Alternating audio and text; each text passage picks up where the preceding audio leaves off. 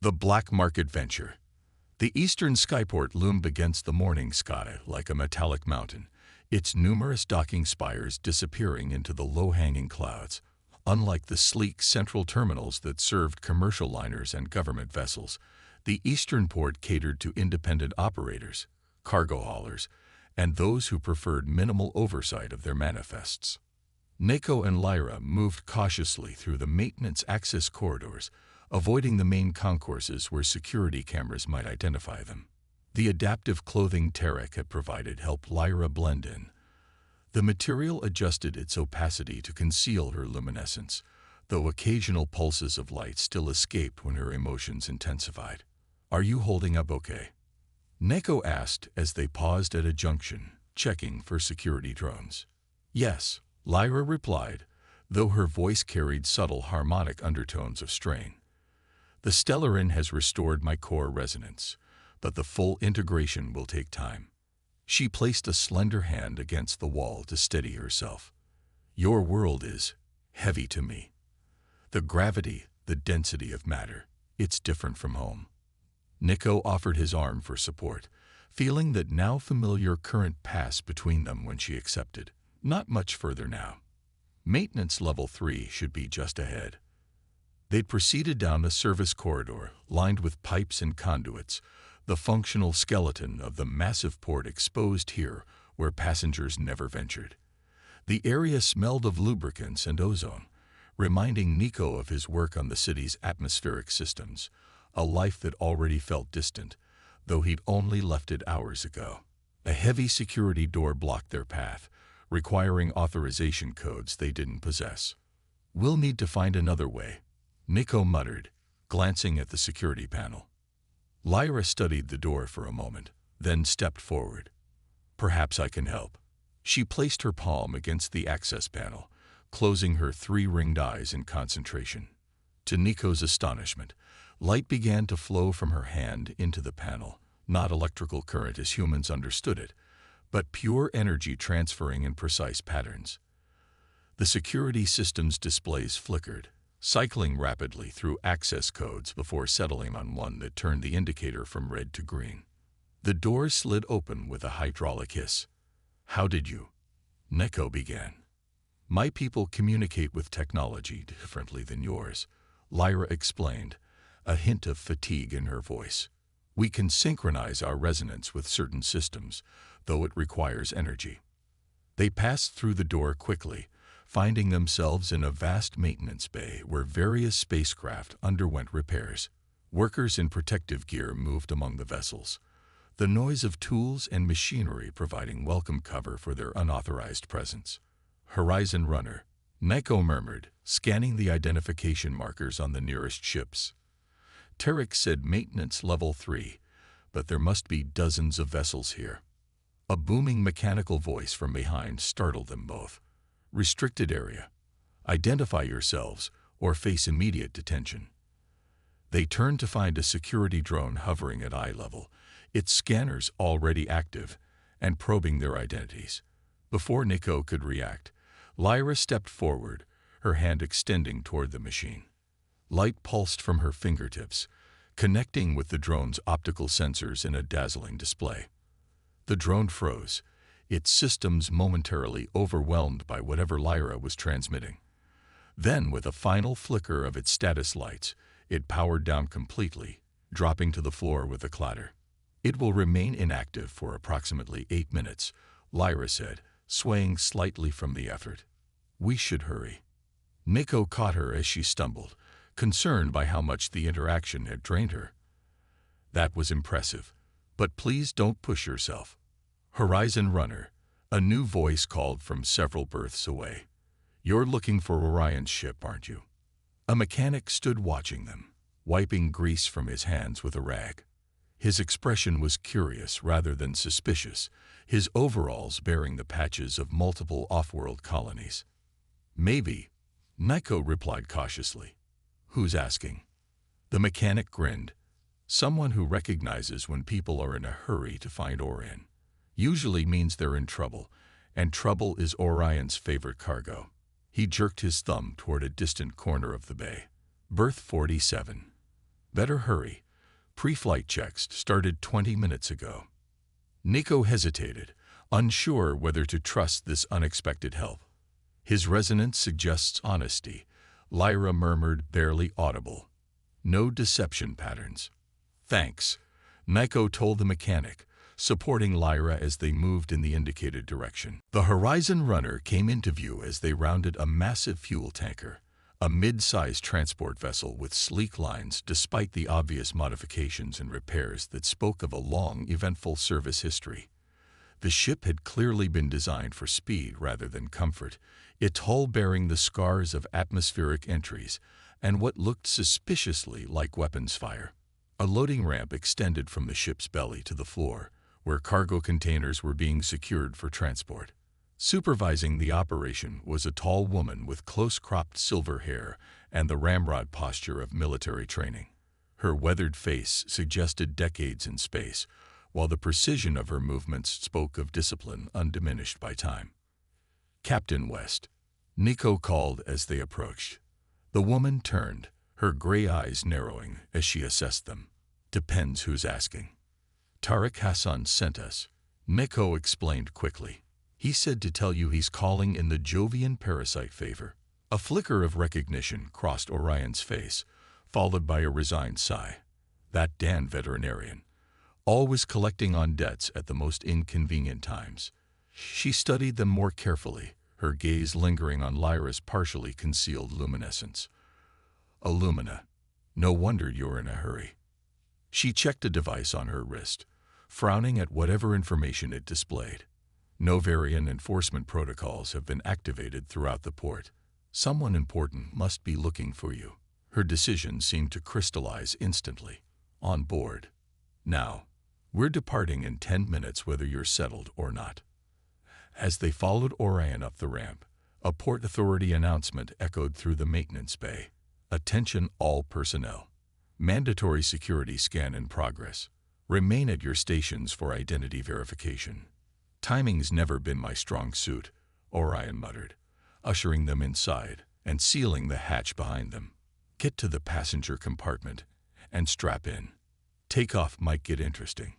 The interior of the Horizon Runner reflected its exterior, functional rather than comfortable, with every component serving a clear purpose.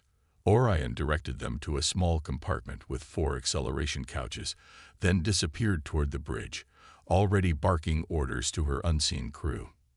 Nico helped Lyra secure herself in one of the couches, noticing how the Stellarin's effects seemed to be fluctuating. One moment her luminescence glowed with steady brilliance. The next it dimmed worryingly. "The medications Tariq provided," Lyra said, noticing his concern. "In the case. The blue vial." Nico quickly located the stabilizing solution, administering it according to Tariq's instructions. Almost immediately, Lyra's resonance pattern steadied, the light beneath her skin pulsing with more regular harmony. "Better?" he asked, strapping himself into the adjacent couch. "Yes," she confirmed. "My system is still adjusting to the Stellarin. The initial treatment reversed the cascade, but complete recovery will require time." She turned toward him, her 3 ringed eyes studying his face intently. "Nikolai, I must ask again. Why are you doing this? You've abandoned your life, your possessions, your world, for a being not of your kind." Before Nico could answer, the ship's engines roared to life, the vibration thrumming through the hull. Orion's voice came over the intercom. "Prepare for emergency departure. Port Authority is attempting to override our launch clearance." The acceleration pressed them back into their couches as the Horizon Runner lifted from its berth, with far more speed than regulations permitted. Through a small viewport, Nico glimpsed security drones converging on their position, only to be left behind as the ship shot upward. "To answer your question," Nico said, turning back to Lyra once the initial acceleration eased, "I'm doing this because it felt like the right thing to do. From the moment I found you, something connected." "You felt the resonance," Lyra said softly. "Most humans cannot. Is that unusual?" "Very. Among my people, such resonance sensitivity would mark you as..." She paused, searching for the right word. Special. Attuned to energies beyond normal perception. The ship banked sharply, throwing them against their restraints. Orion's voice returned, tense but controlled. Novarian interceptor attempting to lock on. Everyone hold tight. This is where flying gets creative. What followed was a harrowing series of maneuvers as the Horizon Runner twisted and rolled through the upper atmosphere, evading both the interceptor and the automated defense systems of the skyport. Nico's stomach lurched with each sudden change in direction, but Lyra appeared strangely unaffected, her body seeming to flow with the movements rather than resist them. Finally, the turbulence subsided, replaced by the distinctive weightlessness of orbital velocity. Orion's voice returned, now relaxed and almost smug. We've cleared Earth jurisdiction. The interceptor has returned to station. You can unstrap now, but stay inside the passenger compartment until I've had a chance to properly question why I'm now officially on the Novarian blacklist. As the restraints retracted, Nico felt the peculiar disorientation of zero gravity.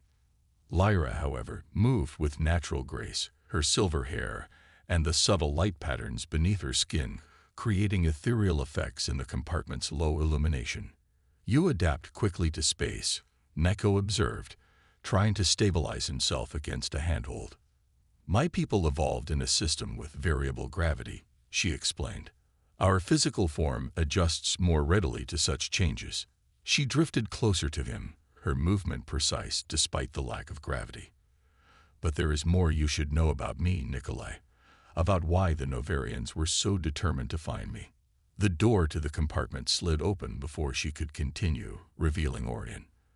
The captain floated in the entrance, her military bearing undiminished by the zero-gravity environment. All right, she said without preamble. Tarek's message bought you passage, but now I need the full story. I've got Novarian authorities claiming you've kidnapped a critical patient and that you're in possession of restricted substances. I wasn't kidnapped, Lyra stated firmly, her harmonics creating subtle resonance in the metal of the ship. I was abandoned. The Novarian medical facility determined my treatment was resource inefficient and left me to die. Orion's expression hardened. Sounds like their standard operating procedure. Cold equations over compassion, every time. She turned to Nico. And you just happened to find her. I was walking home from my shift, Nico explained. She was discarded behind the hospital. I couldn't just leave her there. So you took her to Tarek, got Stellarin from somewhere definitely illegal, and now you're both fugitives. Orion summarized, her tone suggesting this wasn't the strangest situation she'd encountered. What I need to know is, are we talking about ordinary Novarian bureaucratic overreach, or is there something specific about this Lumina that has them scrambling interceptors? Lyra and Nico exchanged glances. I was about to explain, Lyra said. My presence on Earth wasn't accidental. I came as an observer to study human-Novarian relations. Among my people, I am what you might call a harmony assessor, one who evaluates the resonance between different species, seeking patterns of sustainable coexistence. A diplomat? Orion asked. More than that, Lyra replied. My assessment would determine whether the Lumina would establish deeper relations with Earth or withdraw entirely from your system. Orion let out a low whistle. And the Novarians knew this. Yes, they were providing medical monitoring during my stay, as agreed in preliminary protocols. When my resonance cascade began, an unexpected reaction to certain elements in Earth's atmosphere, they had a choice: expend significant resources on treatment, or, she gestured expressively, or let you die and claim it was an unfortunate medical event beyond their control, Orion finished grimly, probably hoping to delay Lumina involvement until they'd further entrenched their influence on Earth. Precisely, Lyra confirmed. What they didn't anticipate was Nikolai, or that I would experience resonance with a human. Orion's eyebrows rose. Resonance?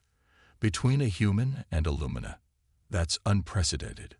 She studied Nico with new interest. You felt it too. Nico nodded, remembering the electrical current he'd experienced when touching Lyra's hand. Like a connection, energy passing between us. Well, that complicates things beautifully, Orion sighed. The Novarians won't just let this go. If the Lumina establish direct relations with humans, especially based on natural resonance compatibility, it undermines their position as the predominant non-terrestrial influence on Earth. She pushed away from the doorframe, floating toward a communication panel. I need to contact some old Alliance connections. This just graduated from a simple escape to potential interspecies diplomatic incident. She paused, fixing them with a serious look. In the meantime, we're heading for Europa. Tarek mentioned something about deep-sea algae needed for complete recovery. Yes, Neko confirmed, surprised that the veterinarian had been so thorough in his message. Apparently there are compounds in it that can permanently stabilize Lyra's condition. Europa it is, then, Orion said decisively. 3 days at standard acceleration. The Novarians have limited presence in the outer system. Jupiter is primarily Earth Alliance territory. After Orion departed, Lyra turned to Nico, her luminescence brightening with what he was learning to recognize as intense emotion. "There's one more thing I didn't explain," she said softly. "The resonance between us. It's more significant than you realize. Among my people, such connections are exceedingly rare, even between lumina. When they occur between different species, they're considered," she hesitated, "sacred, a sign of fundamental compatibility at the energy level, transcending physical differences." Nico felt a strange warmth spreading through him at her words. "What does that mean for us?" "It means," Lyra said, moving closer until the light from her skin illuminated his face, "that in finding each other, we may have changed the course of relations between our peoples." And her voice softened further, harmonics creating a melody that seemed to touch something deep within him. "It means that what we feel isn't imagined or temporary. It's written in our most basic energies." As they floated together in the zero-gravity environment, the resonance between them intensified, visible now as subtle patterns of light that formed where their energy fields intersected. It was unlike anything Neko had experienced, a connection that seemed to bypass ordinary senses and speak directly to something more fundamental. In that moment, suspended between worlds, Nikolai Petrov understood that his impulsive decision to help an abandoned alien had set him on a path far beyond anything he could have imagined. Whatever challenges lay ahead, Novarian pursuit, the journey to Europa's deep-sea vents, the uncertain future, he would face them alongside this luminous being whose resonance had somehow found harmony with his own. Connection beyond words. The Horizon Runner cruised through the vast emptiness between Earth and Jupiter, its engines humming at a steady rhythm that vibrated through the ship's hull. 3 days into their journey, Nico had adapted reasonably well to life aboard the independent transport vessel. The small crew, consisting of Orion, her taciturn navigator Jax, and a cheerful engineer named Prisha, had accepted the unexpected passengers with minimal questions after their captain's explanation.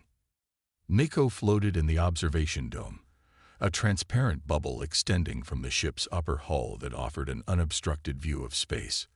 The stars remained fixed points of brilliance against the perfect black, while the sun behind them had diminished to merely the brightest star among many. Ahead, Jupiter was growing steadily larger, its banded surface and great red spot clearly visible even without magnification. "It's beautiful, isn't it?" Lyra's voice came from the entrance to the dome, the raw architecture of space. Neko turned to see her drifting toward him, her movements in zero gravity so fluid they appeared choreographed. The 3 days of rest and regular medication had strengthened her considerably.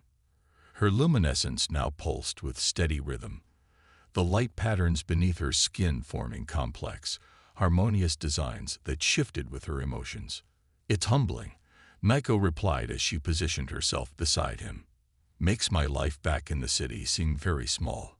"Yet your choice was not small," Lyra observed, her 3-ringed eyes reflecting the starlight. "In my culture, we believe the resonance of an action echoes far beyond its immediate consequences." Nico smiled at the thought. Is everything about resonance for your people? In a way, yes. Lyra's hand moved to hover near his, not quite touching, yet Nico could feel the energy field extending from her skin. We perceive reality as patterns of energy in constant interaction. What humans call matter is merely condensed energy to us, more dense, but not fundamentally different from light or sound. Is that why you can interact with technology the way you do? Neko asked, remembering how she'd disabled the security drone at the skyport. Lyra nodded, silver tendrils of her hair floating around her face like a living halo. All systems have resonance patterns, rhythms and frequencies unique to their function. I simply harmonize with them, introducing complementary or disruptive patterns as needed. She extended her hand further, and Nico felt that now familiar current passed between them as their fingers intertwined. Light blossomed at the point of contact, spreading in concentric rings up both their arms. Could you teach me? Nico asked suddenly. To understand resonance the way you do. Lyra's luminescence brightened with surprise. No human has ever asked that before. She studied him thoughtfully. The physical capacity is within you. Our resonance proves that. But it would require, she hesitated, a deeper connection than we get established. The intercom interrupted the moment, Orion's voice filling the observation dome. Nico, Lyra, report to the bridge. We're receiving a transmission you should hear. They made their way through the ship's central corridor, using the handholds to guide their zero-gravity movement toward the bridge. The small command center was crowded with displays and control panels, most of which appeared to be aftermarket additions to the vessel's original systems.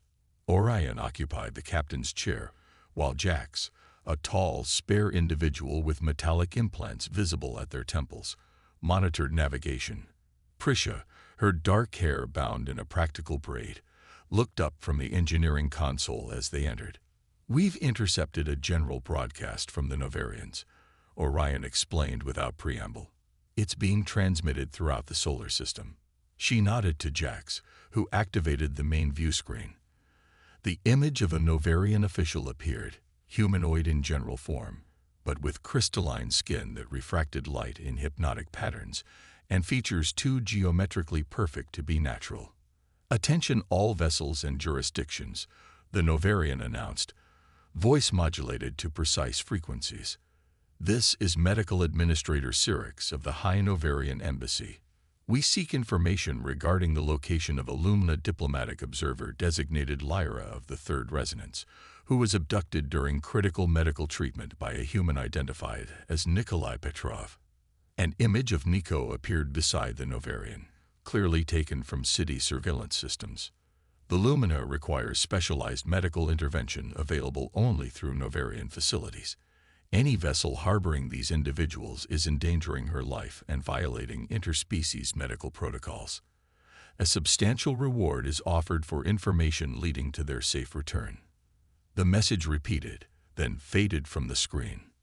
Well, Orion said dryly, they've upgraded from fugitives to abducted diplomat.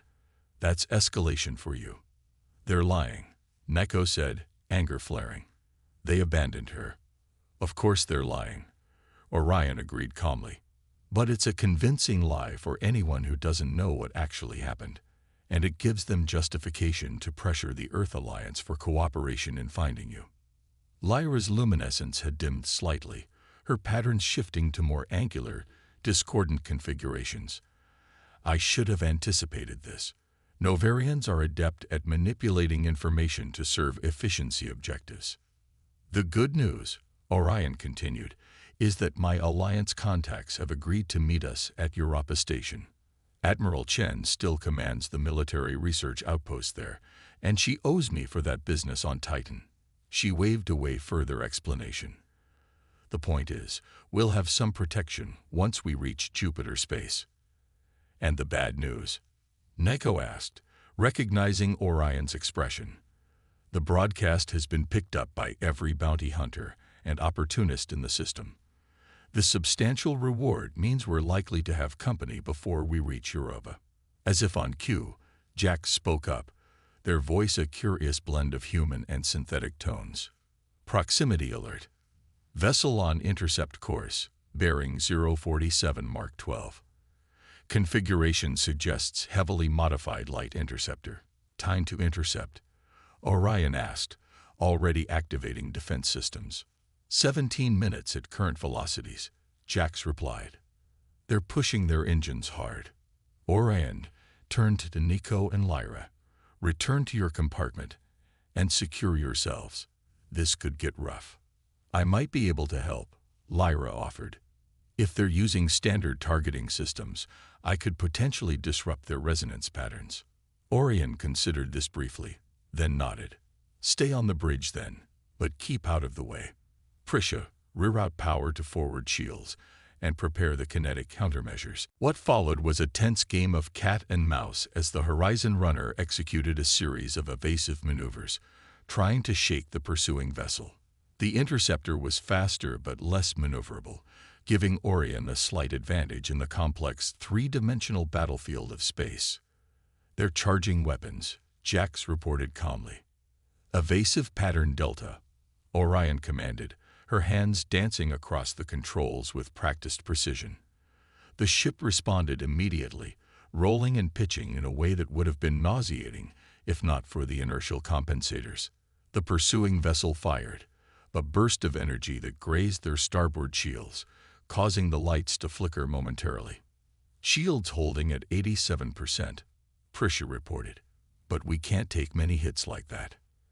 Lyra, Orion called, not taking her eyes from the controls. If you're going to do something, now would be good. Lyra moved to a position where she could see the tactical display showing the interceptor's position relative to their own. She placed her hands on the console, closing her three-ringed eyes in concentration. Immediately, her luminescence intensified, patterns of light flowing from her fingers into the ship's systems. On the display, the interceptor's targeting lock wavered, then disappeared entirely.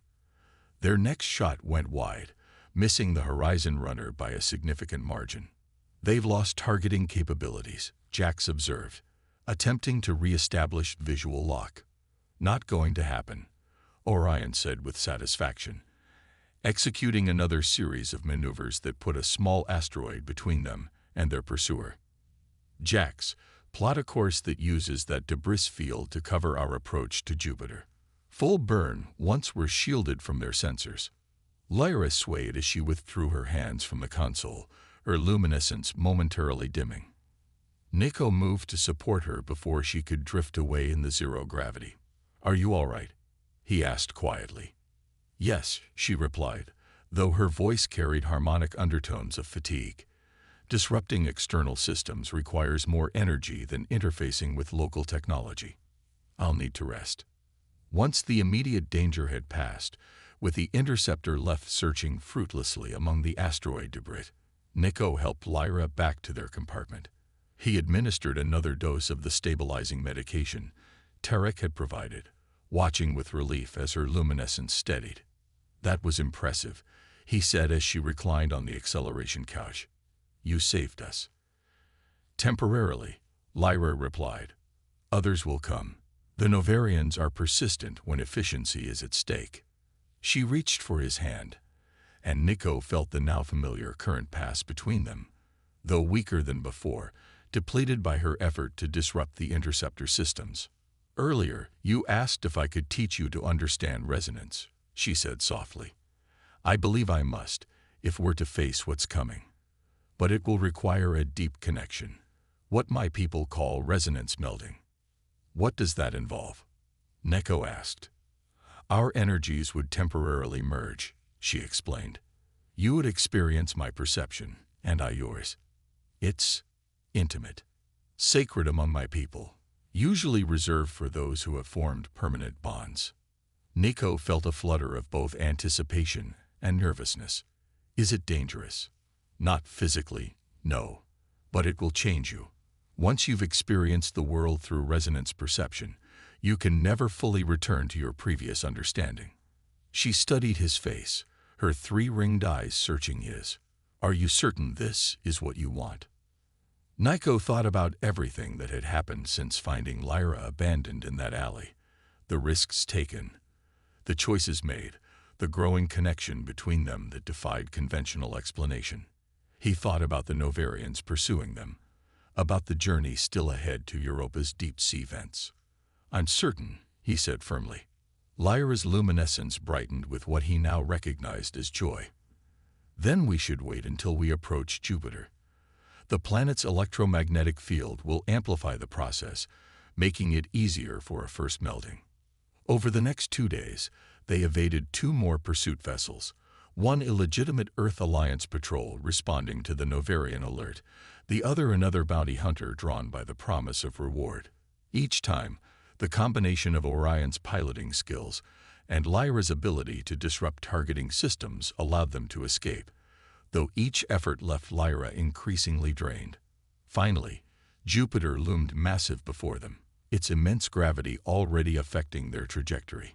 The giant planet's magnetic field, the strongest in the solar system, created aurora displays at its poles that dwarfed anything seen on Earth. "We'll reach Europa in approximately 14 hours, Jax informed them during the evening meal, which the crew shared in the small galley.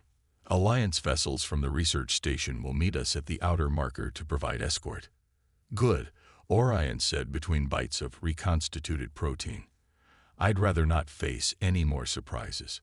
After the meal, Nico and Lyra returned to the observation dome, watching as Jupiter grew ever larger in their view. The planet's bands of swirling clouds created a hypnotic pattern, while the constant lightning storms visible in its upper atmosphere added flashes of brilliance to the spectacle. "It's time," Lyra said softly. "The resonance field is strong here." Nico could feel it himself now, a subtle vibration that seemed to permeate everything, from the ship's hull to his own body. Jupiter's enormous electromagnetic field interacted with the solar wind to create complex energy patterns that were almost visible to the naked eye. "What do I need to do?" he asked. "Simply be open," Lyra replied, positioning herself before him, so they floated face to face. "The resonance is already within you. I will merely help you perceive it consciously." She placed her hands on either side of his face, her touch sending currents of energy across his skin. Her luminescence intensified, the patterns beneath her skin forming intricate configurations that seemed to reach toward him. "Close your eyes," she instructed. "Focus on the energy between us." Nico complied, concentrating on the tingling sensation where her hands touched his face. The current strengthened, flowing not just across his skin now, but deeper, following neural pathways into his brain. "Don't resist," Lyra murmured, her voice seeming to come from both outside and inside his mind simultaneously. "Let the patterns merge." Suddenly, the current surged, and Nico gasped as his perception shifted. It was as though a veil had been lifted from his senses, revealing an entirely new dimension of reality. He could see, no, not see, but perceive, the energy patterns flowing through everything around him. The ship's systems appeared as complex webs of resonance, each component vibrating at its unique frequency while contributing to the greater harmony of the whole. Jupiter beyond the hull was a symphony of electromagnetic interactions, its magnetic field lines visible as vast arcs of energy connecting the planet to its many moons. And Lyra. Lyra was radiant beyond description, her true form revealed as an intricate matrix of pure energy temporarily utilizing matter as a physical anchor. The patterns of her being were mathematical in their precision, yet artistic in their beauty, creating harmonies that resonated with the fundamental frequencies of the universe itself. Most astonishing of all, Nico could perceive his own energy pattern, less refined than Lyra's, more chaotic in its configurations, but undeniably compatible. Where their energies touched, perfect harmonies formed, creating resonance patterns neither could generate alone. "This is how you see the world," he thought, finding that direct speech seemed inadequate for communication in this state.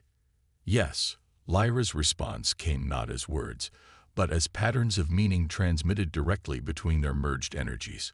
"All existence is resonance, patterns of energy in constant interaction. Matter, light, thought, all expressions of the same fundamental reality.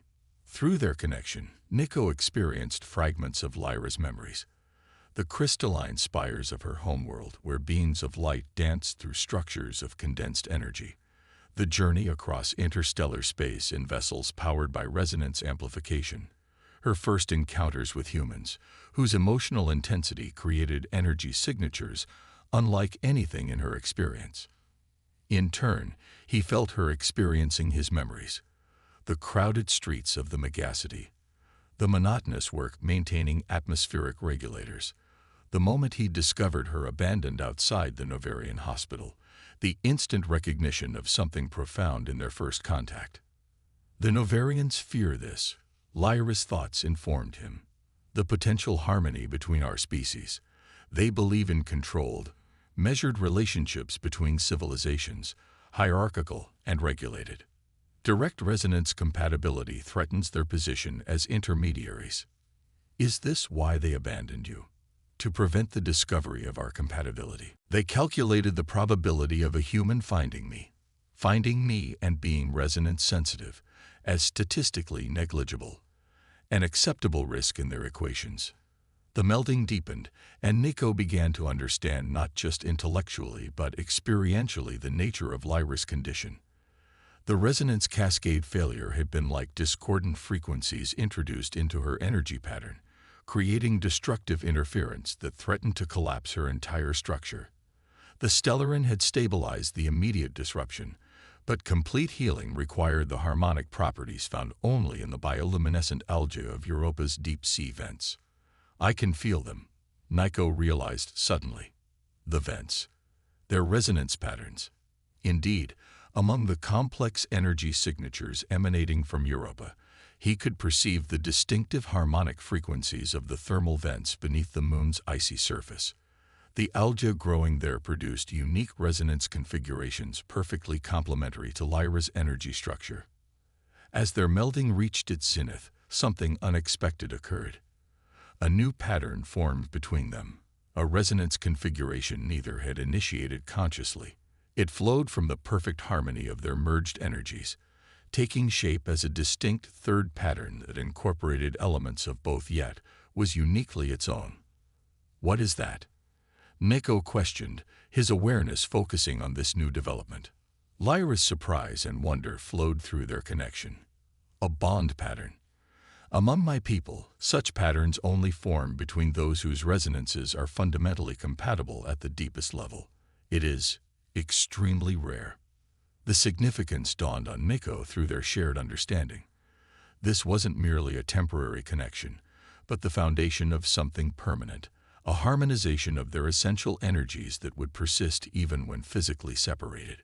Gradually, the melding began to recede, their perceptions gently disentangling as Lyra guided them back to normal consciousness.